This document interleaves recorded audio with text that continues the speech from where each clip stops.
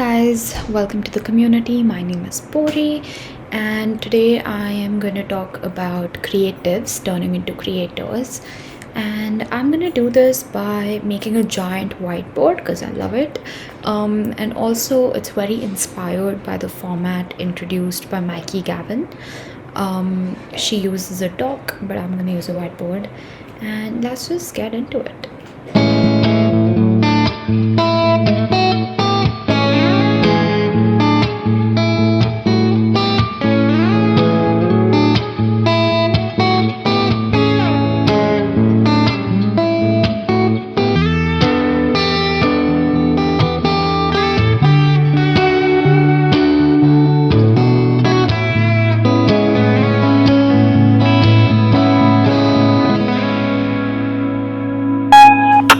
Okay, so all of this started with me scrolling on my phone as usual, and I kind of came across this creator who had posted about opening a business and how they're salvaging the business. Let's watch it together. Let me open it up. Biggest day of our life. Hello, I am the Bene. We never thought we would have to take such a big decision so quickly. We started with a small cart on the street, and today we have taken a small rental shop. Being on the street was not easy. Many times we had to close because of TMC issues. Still, customers came back again and again, even from far away. Many customers told us, take a shop. The food, quality, and the taste are really good. Those words fill us with courage. At home, we discuss and decide. If we stop now, we may stop forever. To arrange the funds, we took a gold loan on my mother's jewelry. My father also took a loan, and we used some savings from our card business. This dream has been built on my family's support. It was a risk, but us love and support from our customers felt bigger than fear. We do not believe in shortcuts, no compromise on quality. Now at our shop, we will be able to serve you even better. From a card to a small shop, from a dream to reality. See you soon at the Bene. That was the video, and obviously no hate at all to the creators. They're doing their best to salvage their business and open up a shop, and I think it's commendable. But I found a few things really concerning in this video, which was the vulnerability. The level of vulnerability was so high that it's almost dangerous. For example, they showed the documents, they showed their gold that they were like putting down for a loan, and I think that's oversharing. And generally, the amount of influencers, creators, UGC, ad creators coming into this space and into this realm, I think that even before stepping into this realm, people need to be media literate and also kind of know what they're getting into. This is my first video ever, by the way, on the internet. I have my Instagram and I have my LinkedIn and whatnot, but this is my first video ever addressing an audience that I don't know. And I've been in the field of humanities for several years now, and I've been called a creator or a creative multiple times because I usually tend to create for marketing needs or for other people. But I have never felt like one, and I feel like I was off of the internet by choice for several reasons. I know it's kind of crazy not to be on the internet these days, but what you share is very important because at the end of the day, you only have your privacy and your thoughts to yourself. So, yeah, let's discuss my thought process of why I'm here and why maybe a creative can turn into a creator, and what are the few things that you really need to have in mind before stepping into this world. Okay, so every time I think about doing something new, I always end up thinking about what's there to lose instead of what's there to gain, only to be prepared, and that's my bad and on me. But that is going to be the starting point of our discussion today. Let's start with the costs of visibility. So I personally think that the first cost of visibility has to be authenticity. So let me just write that down.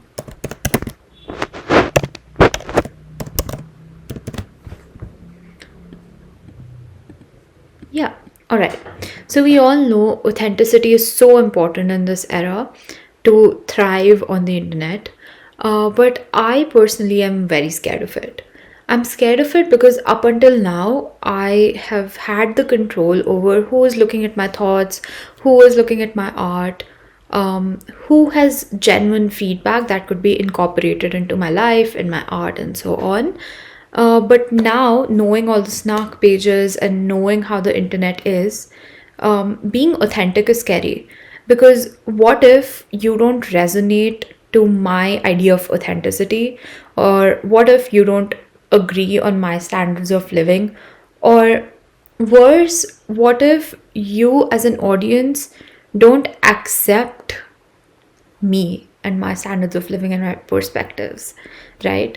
So, what might be authentic to me might not be authentic to you, and that's completely fine. But the reaction and the judgment is what makes authenticity scary because then you start to question yourself. So, I think authenticity is the first cost of visibility, and with that, I like to read this really nice quote.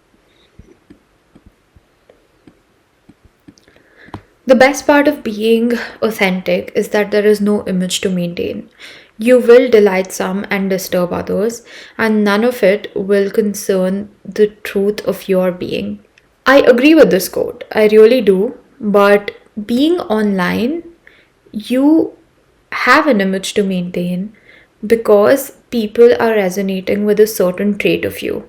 So, knowingly or unknowingly, I feel like a creator kind of zooms into that trait and takes it on as their main trait, and that's why they won't be authentic to themselves for a longer period of time. Okay, so that's why I personally say the other whole problem with authenticity has to be asking strangers for permission to change your own life, and it's pretty sad. Permission to change. I really wanted to pick up like a good case study here. And I've been watching Alicia Murray for so many years. Honestly, she was the first YouTuber I ever subscribed to. So I just want to show you how she had to evolve from being a back to school creator to a real human being, like a 30-year-old adult. And every time she made changes within herself, she made it justifiable to the audience by kind of showing that it's not fake and it's really slow, even though she knew from the beginning that the back to school version of her was like an outgrown version of her teenage self.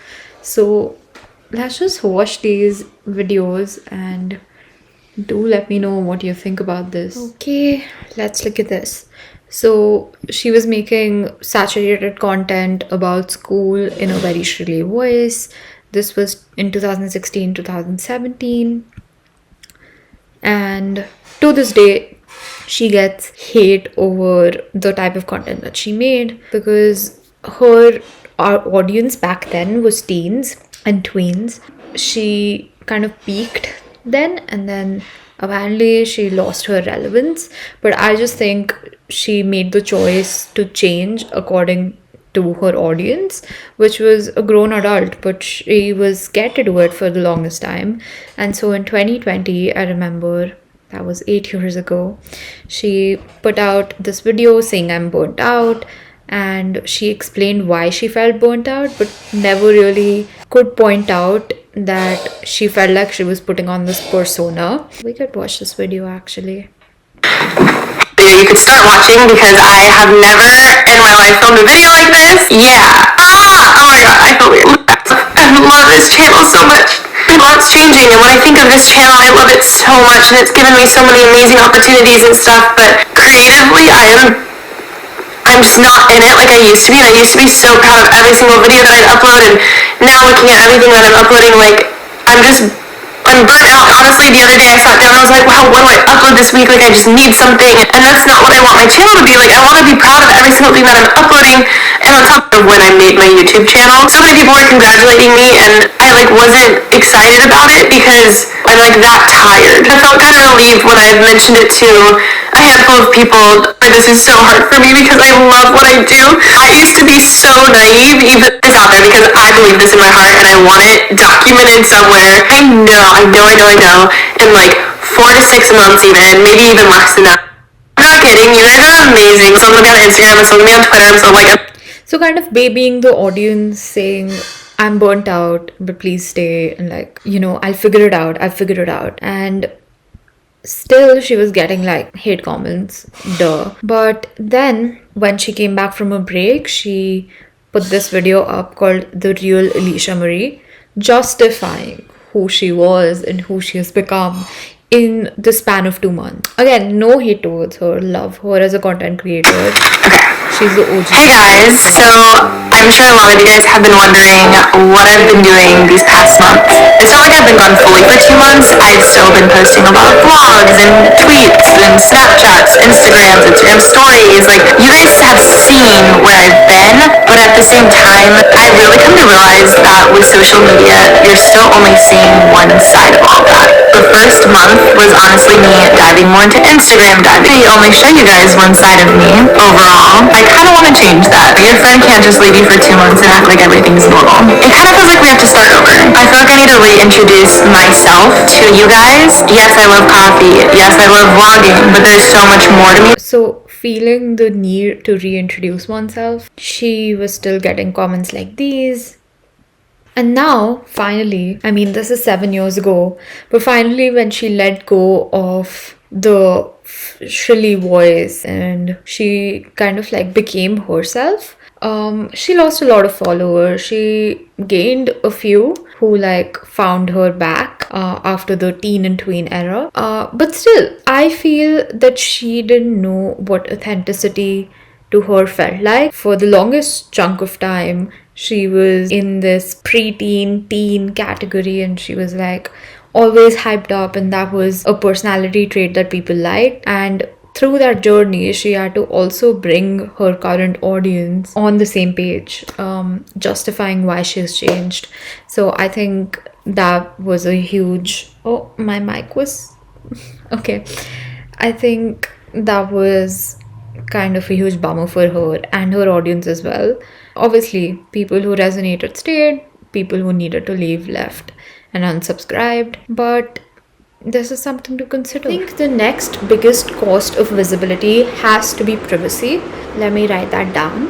I think if there's a synonym for being the biggest skeptic or the word skeptic, I deserve to be up there, because up until now I have avoided all the cookies and all the websites, and I think it'll save me somehow, some way, someday. I don't really like having my data being shared without my knowledge, even though it's happening. I acknowledge that, but if I can control something, I would love to. Half of my life, actually more than half of my life, is already out there on the internet. I put my private stuff, like my personal memories and stuff, on Instagram. I used to have Snapchat, and I also use LinkedIn for my professional, information. And I honestly hate LinkedIn because I know you can find jobs through it and maintain a network,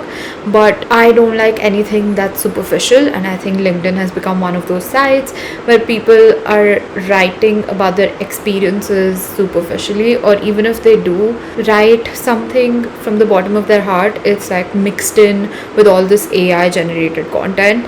And I feel like people play a certain type of persona because they think it'll help them in their career. So once again, privacy. But I'm on it because the world requires me to be on it. Yeah, so my personal life is out there, my professional life is out there, so what is left of mine? I think it's only my creative thoughts and some of my other work that I do offline. So yeah, I think my thoughts, my opinions are what's personal to me and kept to myself.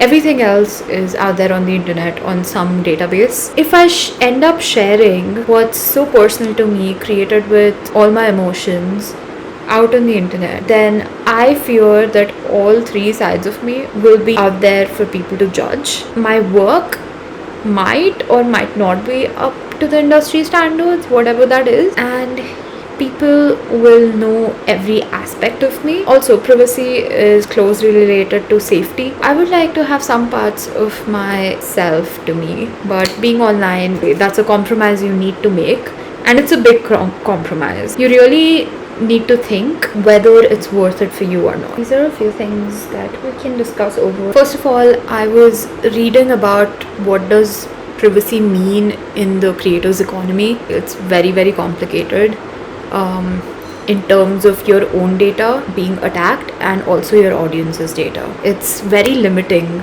in terms of privacy.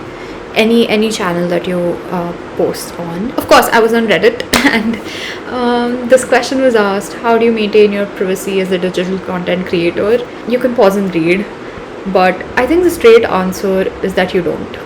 You have to pick between one or the other, e-fame or privacy, but also as an audience your data is out there, so there is no way out of this. But when it comes to like your creative thought, there's also this narrative of my creative thought would get stolen. That will always happen. I would urge you to look at the positive side of it, which is your work is so good that people want to, copy it or use it. I know it sucks, I do, but yeah, coming back to privacy, you don't one or the other, e-fame or somewhat privacy. And sometimes you might not even be famous online, but all this information about you, your location, everything is out on the internet. Some of the older content creators have done is having an alter ego, alternate username and emails, so you can take care of that. But privacy is something that you have to give up. The next cost of visibility for me is narrative building. It sounds really good, right? Making a movie out of your life, having stories to tell.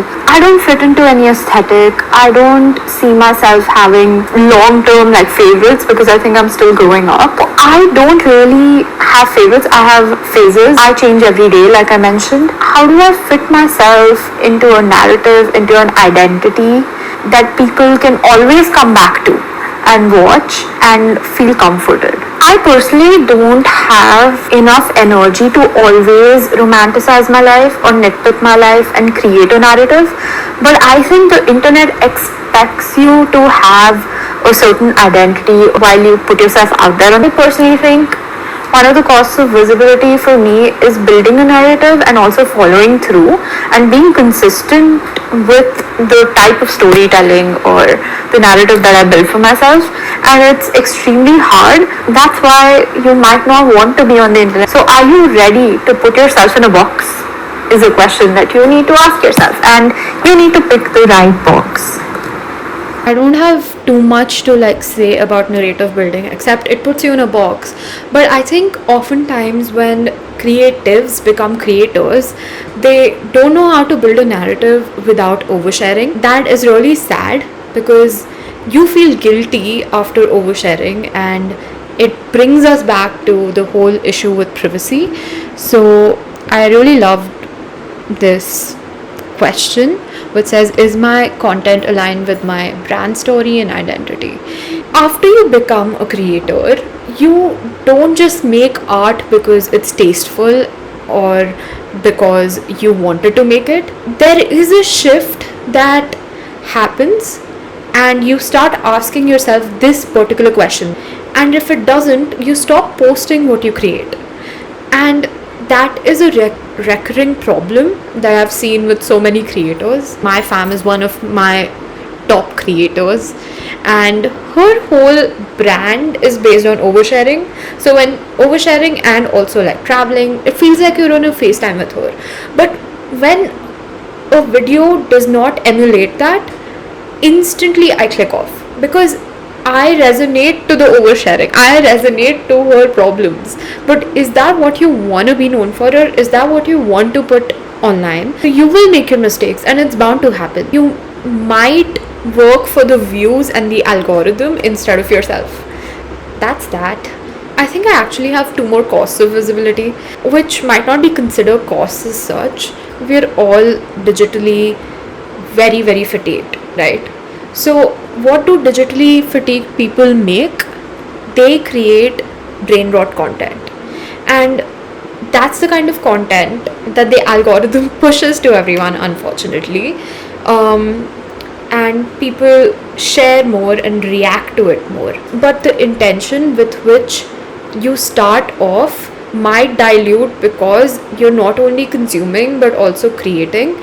Hence, digitally fatigued people make brain rot content, and you have to be okay with running out of ideas and still holding back intentionally.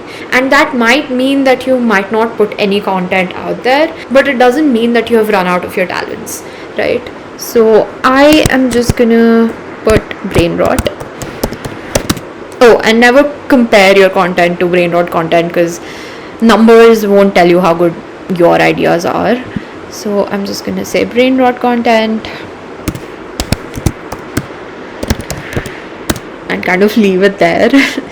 Something I do want to add with the brain rot content is there is a lack of making independent choices for yourself. Also, a lack of creating independent routines, uh, like separating yourself from the algorithm. And there's a lot of conflict that happens between identity and expression of your creative thoughts. And so, if you're digitally fatigued, I would call you to please take a break. Again, be intentional about everything. So the next thing I want to talk about is the cash grab that comes with being online. So I'm just gonna say cash grab.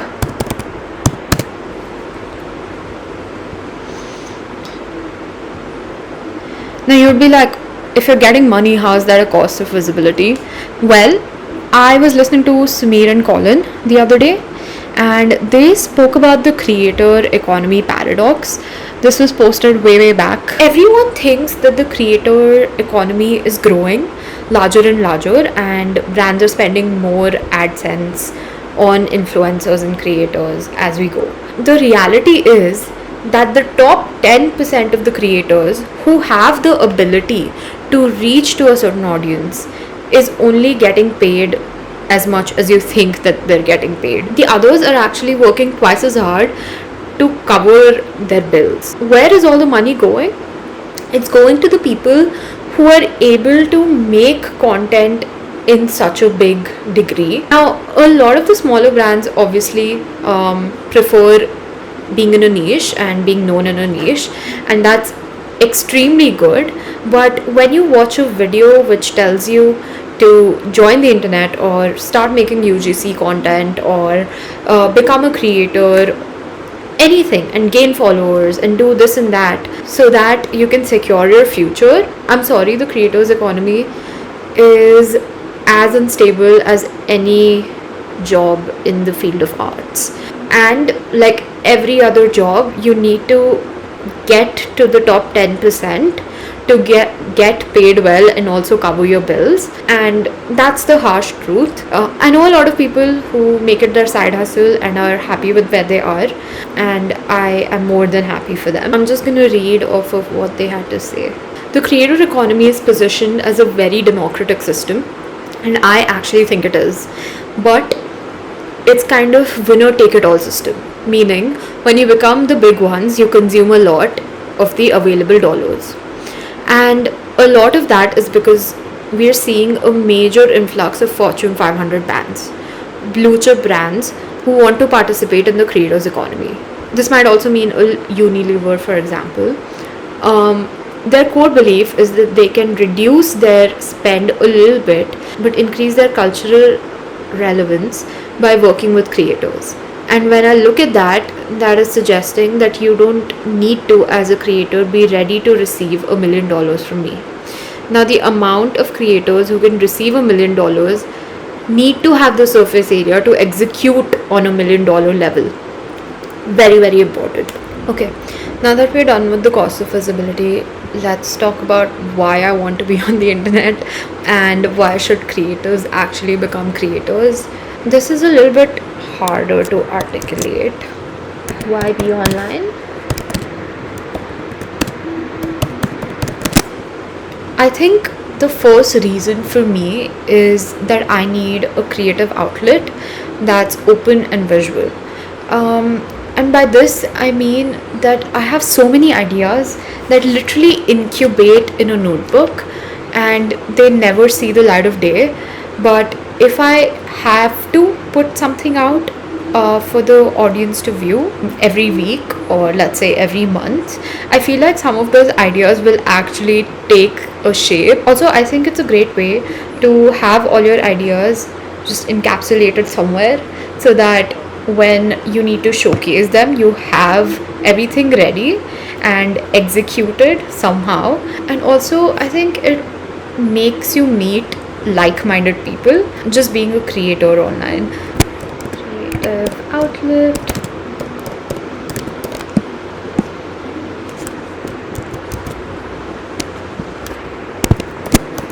Open and visual.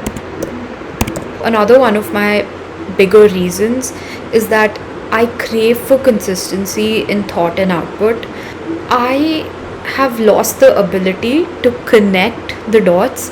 I've lost the ability to be creative in the resources I have, because I'm not actively using that part of my brain, or I'm not actively doing it, or getting myself to actually do something outside of work. Being a creator will get that consistency back that I'm craving for.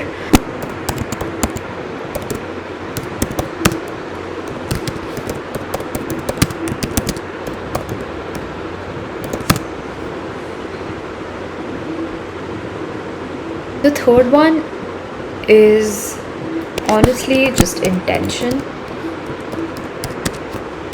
Every idea of mine deserves to be seen, good or bad, and I want all my work to be intentional.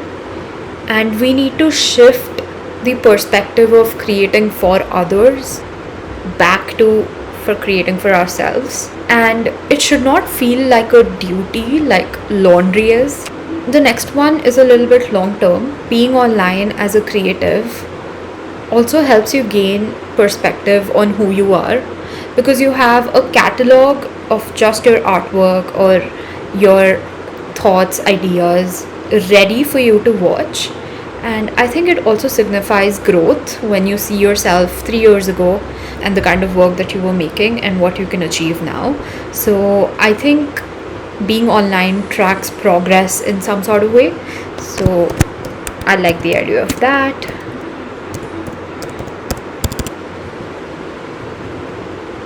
The internet is one of the biggest gifts for us creatives, and I believe that it's a space where you can be imperfect and still find someone who resonates with you. You can be yourself and you can be recognized for that. It doesn't have to be a finished packaged product. I think being a creator is great. You develop the capabilities to do everything and still be recognized for it and build credibility for yourself, which is the main reason why I'm so inspired to do YouTube, because I think I would love to just like keep creating and look back on it and not be potentially put in a box for something that I do. Not yet, at least. Seen and paid for who you are.